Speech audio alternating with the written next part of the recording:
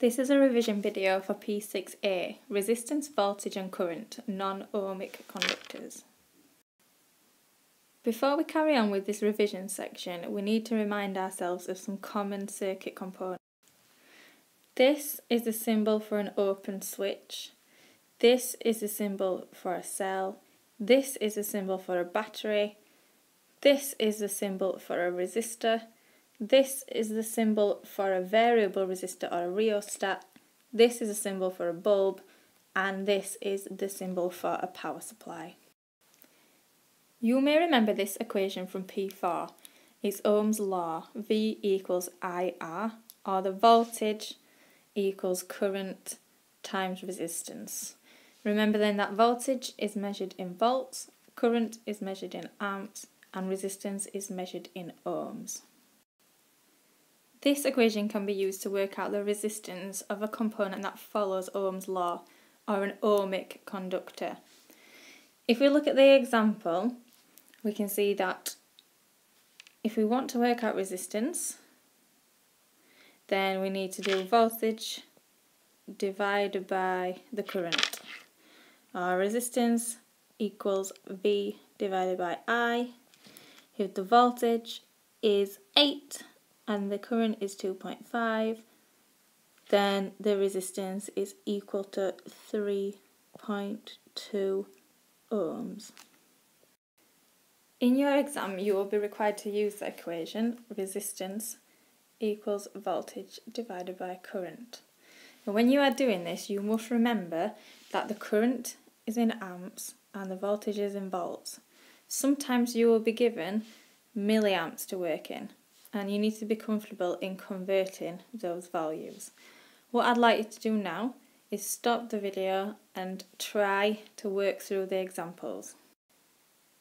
Okay, so for the first one, you should have got that the resistance is 2 ohms. And for the second one, you should have got the resistance is 120 ohms. And for the last one, you should have remembered that 2 milliamps is equal to 0.002 amps, and this should give you a resistance of 1,500 ohms, or 1.5 kilo ohms. This graph shows us the voltage current for 3 different resistors. You can see that they all have the same voltage of 12 volts, but resistor C has got the lowest current for that particular voltage, and therefore it's got the highest resistance of the 3 resistors. Remember that when the resistance goes up, the current comes down. The resistors are examples of what we call ohmic conductors. They follow Ohm's law. You can tell these conductors because their graphs are always straight lines that go through the origin. You can calculate the resistance from a voltage current graph by reading off the values of voltage and current at a point and substituting them into the equation for resistance. Stop the video and see if you can do this from this graph. In P4, we learnt that resistance is the opposition to the flow of charge, but we didn't go into detail why. Well, the current in a wire conductor is a flow of free electrons that carry charge. These electrons collide with the other atoms in the conductor. This makes the flow of charge more difficult, and this is what we call the resistance of the conductor. When there are fewer collisions with atoms, there's a lower resistance, and the electrons can flow more easily through the conductor. The current is higher. When there are more collisions, or high resistance, it is more difficult for the electrons to flow, and the current is lower. Here we can see the metal atoms within the metal wire. The purple circles are representing our free electrons, which are able to flow around the circuit and carry the current. When these electrons collide with an atom, it makes their path through the wire more difficult. Therefore, this is what causes the higher resistance. If there are less collisions through the wire, it makes the electron's path more easy, and therefore there is less resistance, or the wire has a lower resistance. One factor that can affect the resistance of a wire is the temperature. it's important to remember that the atoms in the conductor are all vibrating. When the electrons moving through the conductor collide with the atoms, some energy is transferred to those atoms. This makes the atoms vibrate even more, and therefore the number of collisions increases. So the more the atoms vibrate, the more collisions there are with the electrons that are trying to flow through. This means that the resistance increases, and it becomes more difficult for electrons to move through the metal. The increased vibration of atoms also means that the temperature of the conductor increases. So more collisions you have, more energy is transferred to the atoms, the more they vibrate, then the more the electrons find it difficult to flow through, and the higher the temperature of the wire becomes. So with a higher temperature, you also get a higher resistance. We spent a lot of time at the beginning of this topic and in P4 discussing components who follow Ohm's law.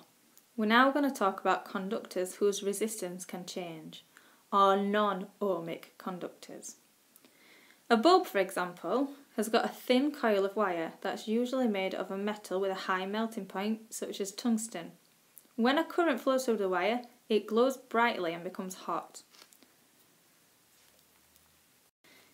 If you remember the diagram we saw before, you should know that as the temperature increases, therefore there are more collisions, and so the resistance increases.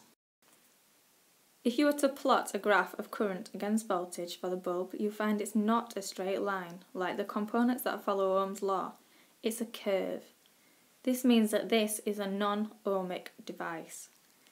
The graph is not a straight line. This shows that the resistance is not constant.